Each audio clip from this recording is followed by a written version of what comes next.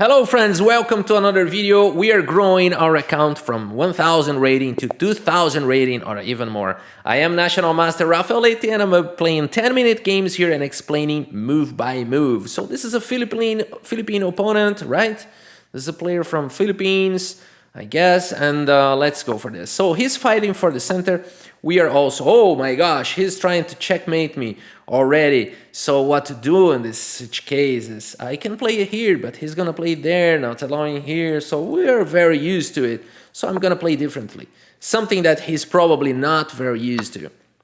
And now I'm simply developing, and now I'm attacking the pawn, so I want to pawn back, and he's defending the pawn, which is a great thing, which I really wanted him to do this, because now he created so many weaknesses for the price of only one pawn that he's got no piece developed, and his early queen development, so my bishop can develop with the tempo on the queen, my knight can jump, and many things are happening, so that's what we're gonna do right now, okay? So we are trying to decoy the queen for the defense of the c2 square. Now he's attacking this pawn, which is not a long concern.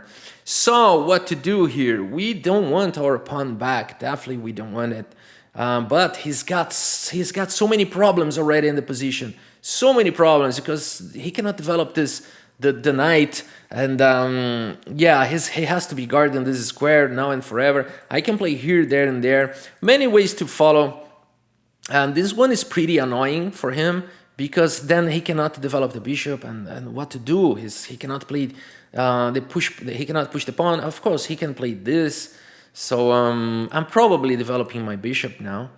Yes, this seems like a good move, so I'm definitely hunting his queen. So you can see that I got 4 pieces developed and a central pawn, and my king is ready to castle, and look at him for the price of only 1 pawn, okay? So now he's guarding this d4 square with the knight, so that's good, but not anymore, because now he can no longer push the pawn if I play this. He can no longer push the pawn, because now I am in control of the d3 square. So what can he do? He's completely tied up. He's completely tied up. Okay, he can do like this, that's for sure, but then, I don't know. I don't know what's going to happen. I go here, yeah, he's probably going to play. Yeah, definitely this is a good continuation. And then d3, okay? So he's good here, he's fine. So maybe I should have castled, but okay, we're fine here, we're good. We have a long-term advantage here. We have a long-term advantage. Maybe he plays this, I need to consider playing this. Trying to trap his queen. Okay, he's scared about something here. I don't understand. He should have gone for that, but now it's probably too late.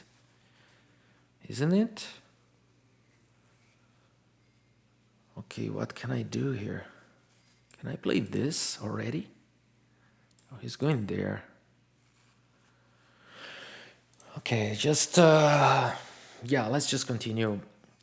Let's just continue our development, so we protect our king, and we're gonna bring the rooks.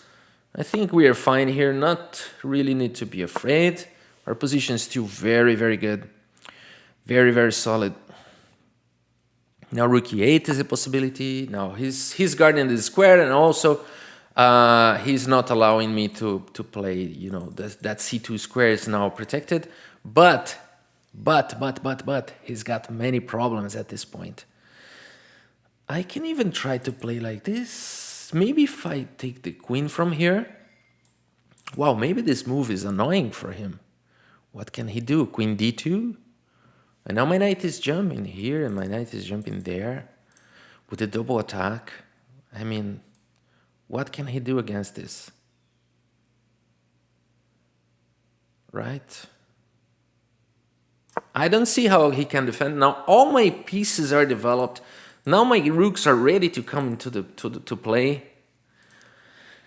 And he's still with his king in the center. Bishop f2 is a threat, huge threat. Now queen d2 is taking this move, which I'm going there. So I think he's in trouble. So he's gonna push b4, right? I just need to be careful about this. Because I play here, and let's say he plays b4. Annoying, right? Because knight b3, pawn takes bishop. That's very annoying. So should I play a5 here? I think I have time to do it. a5, a4, so he cannot play this, right? Yeah, immediately. So now my knight is ready to go. It's really ready to go. His king is in the center, and there's nothing else he can do about it. Now he can try to bring both knights, but I'll exchange both. And then bring my knight, and then bring my rooks. So I think we got a small edge. Still he's a pawn up. So we need to prove our point. Otherwise, everything we're doing is worthless. So we just gotta make sure he's not able to play. But I think that knight e4 is the way to go. You know, he's gonna exchange so many pieces. What? Well, this is a bad move, bad idea. This is a really bad idea because now I play this and you don't have time to capture it because I capture with a check. So now you're in deep trouble, my friend. That was a mistake. And now I can play this with the tempo and then that. So the game is over. I guess the game is over. So I can check him now. And then bring the rooks. Yeah, that's a good move, I think, because otherwise he's playing knight there. Okay, if I take here, he's controlling this square. All right, so maybe I can play not here. His knight doesn't allow. So maybe it's time to bring the... Oh, pressure here, right? Yes, for sure. So I leave my rook protecting this pawn, and I bring another offender here, and it's really not easy now. All for the price of one pawn. Can you understand it? The power of sacrificing a pawn for activity? And this is something many 1600, 1700 players ignore. They just go for... But now knight h5 is a huge threat. Now knight h5 is a huge threat. He has to capture here. And then I capture here with a check, and then I go here with a check. But then, okay, this was a good move. This was a good move. So most probably I need to capture him and then capture everything. Yeah, I definitely need to capture him. But with the bishop or with the knight, and why? I think with the knight. And because it doesn't matter, I'll have to capture him again. And then he will do this, right? It seems he is. So I don't want to exchange so many pieces, but I really need my bishop there. All right, now what can I do? Is it a good idea to capture here immediately? I don't know. Because if he takes with the queen, of course, then I win the game. But if he takes with the king, then what can I do? Can I bring it here, but then go away? But then what? Okay, just need to be careful. This is probably happening anytime soon. But time is ticking. Maybe I do this, bring the other rook. He goes back. And then how to continue? I feel I got something here, but maybe I gotta play this move. This isn't very interesting. So what is the move order? This move is fine. I'm threatening this. Followed by this. Whoa, this move is awesome. Yeah, this move is awesome. So he will have to sack, I guess. He will have to sacrifice, and we got a good attack. Then the rook takes pawn is definitely a threat. Bringing the other rook, and I don't know. I'm not sure yet, but maybe capturing followed by queen f2 and then bringing the other rook. So I'm still trying to find out how to solve this, but his pieces, like, they cannot move. Only his bishop, his dark squared bishop can move. But I feel great here. You know, for the price of one pawn, look where we are now. This is pretty dangerous, what he just played, because queen f2 is coming anyway, and now his bishop is under attack. And now this is gonna happen, right? So can he play queen c2? He cannot, because now his bishop is under attack. Yeah, his bishop is under attack. And it's not defended. Okay, but now he's under attack again. And now maybe it's time to play like this, and if he captures with the queen, he's lost, but if he captures with the king, oh, I don't even have to calculate. This is so powerful. Now I can capture here, or I can play here, or I can go here, which is not really the way to go, I think. So let's just do this. All right, so now I think we're finishing this. Check. It has to go here. So maybe check here. Oh, this is finishing the game with very nicely, very nicely. And now the rook joins the party, and then it's game over. Wow, very nice game. Very, very nice game. So we just finished the game right at this point. Very, very fine. And yeah, I think I can just do this. Then his rook is attacked. And then I go with the check and pick up another pawn, and I think the game is over. Let's just finish this. We have time for this. We do have time for this, I guess. This one is also powerful because he needs to play here, right? Or here. But he's gonna play here. And then I can put the rook in the 7th rank. He has to defend the pawn. Yes, I think this is more powerful than the other way around. So, because now he's completely tied up. His rook cannot play.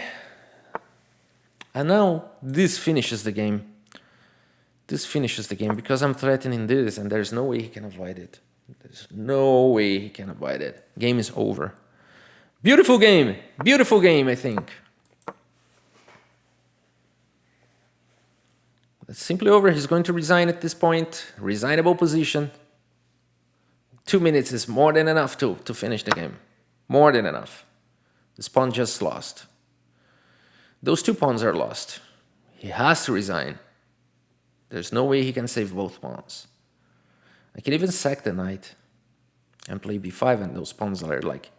His king is going to be tied up forever on those 2 pawns, and the game is over. My king marches and gets those pawns and everything else.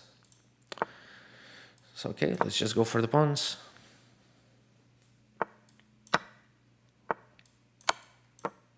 Like I said, I can even sack the knight, but I don't have to.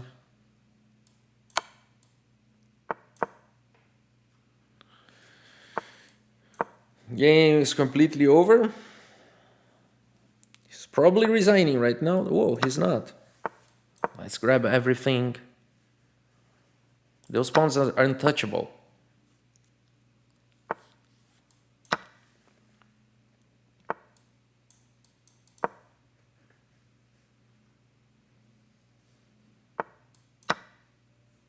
Now he's trying to stalemate. Again, I got more than 2 minutes.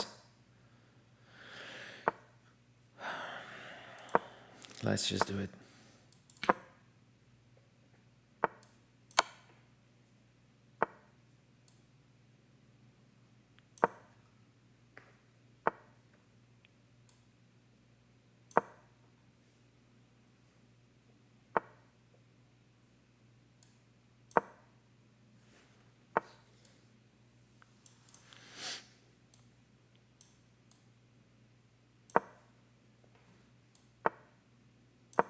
Yeah, game over.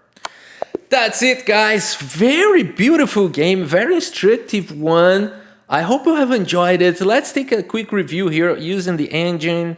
Let's open up chess.com engine and see the report and get some insights here. But I think it was a very nicely played game. Yeah, 85-3. Very, very nice accuracy and one brilliant move, which was rook takes e3. So I'm very happy to have found it. And I didn't have to calculate because we had calculated some stuff in the past. So this goes for an immediate win. And if it takes here, then, you know, I can play queen f2 or maybe bring the rook or maybe immediately taking the bishop. So at least it's like this knight is protected. So 3 pieces against the king with no defender, this gotta be winning. So let's go back and let's just see a good quick recap here. So he went for the immediate queen move. Had I played here, you know, this is not something he's afraid of. He will play this solid, very solid, and so I gotta go wild here. You know, when the guy wants to play something wild, I gotta go wild. So then he made this mistake, which is very common. The guy just wants to keep the pawn up, you know, the opponent wants to keep the pawn up, but then it's just a strike. And what I say, keep your pawn up, but look at the evaluation bar already. In the 5th move of the game, so he has already so many problems, so many weaknesses. So he plays a3 because he's desperate about this. And then bishop g4, so I'm taking control of so he can no longer go back, so to protect the c2 square. So he goes this way, and now bishop c5 develops the piece. And now he brings there the knight. So, this move is already winning on the spot. So I didn't find this move. Even this move is winning on the spot because of this double attack. So there are many good moves here. So I definitely didn't play the best one. But we still have a good and a strong and lasting advantage. So it looks like he's escaping, but now queen b6, and now his nightmares are just starting. e4 is also possible. a5 is a fine move. It's the second best choice on the engines. So and now this is the final mistake. Now my pieces are just entering the position so aggressively that he can no longer do anything. Bishop f2. And now how to continue here? Rook ad8. Is this what I played? No, I think I played rook fd8, right? So I left my rook here. Somehow the computer prefers to unprotect this pawn and bring the other rook. This is very interesting to see. And now it doesn't matter which piece I take. I have to take both knights because I want to keep this pile in the dark squares. And then computer says to play this. Or even this, which are moves that I don't understand immediately. Or even this immediately. Whoa, nice. Followed by bishop e1. That's very fine and brilliant continuation that I couldn't find. I was intuitive about this move. I was calculating this because I saw this thing, but after this and this, I didn't know how to continue the attack. But I didn't see this move. I still don't understand it. So let's just see what's there. No, okay, no, it's not there. Sorry, it's king takes, and then bishop e1. Then why this is like mating 30 moves? Whoa, how could possibly I miss mating 30 moves? And now what can he do here? I mean, what's the main threat? What is the main threat here? Let's say he plays this. What is going on? Knight a1. Okay, this is impossible. Knight a1 is the threat. No. This is impossible. This is impossible. I like this puzzle. Like mating 4, knight a1. I would never find it. Never. What? Mating 4, knight a1 is the only solution for this. Then I show this puzzle to someone, and then someone will say, okay, but this would never happen in a real game. Oh, it could. It could have happened. Knight a1, because now I'm threatening this. And if bishop goes away to give some room for the king, then I play rook d8. And then the queen goes to f2.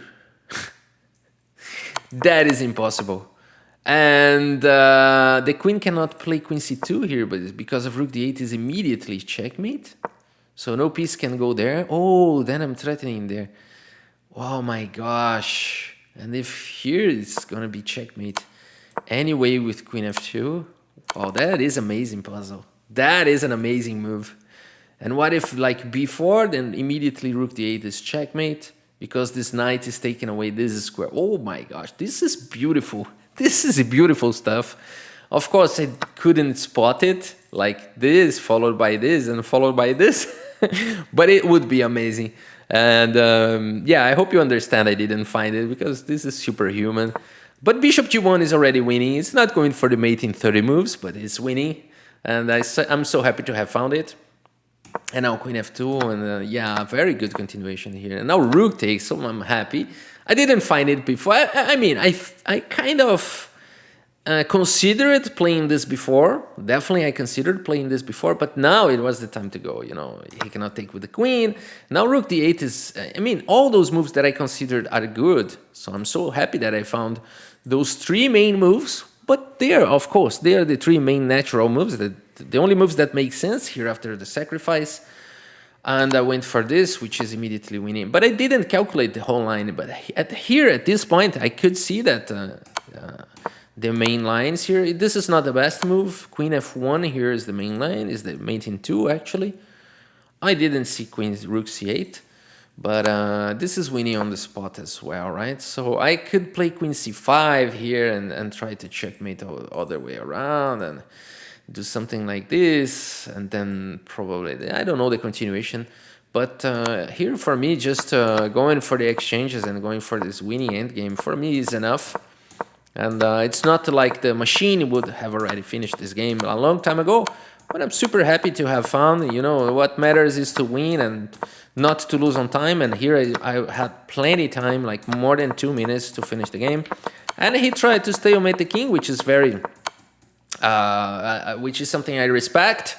I think it's you know, if you have the chance that your opponent can stalemate you, why not to try, right? So okay, a very nice game, very good game. I hope you have enjoyed the game and the video. Thank you so much for your audience, and see you next time.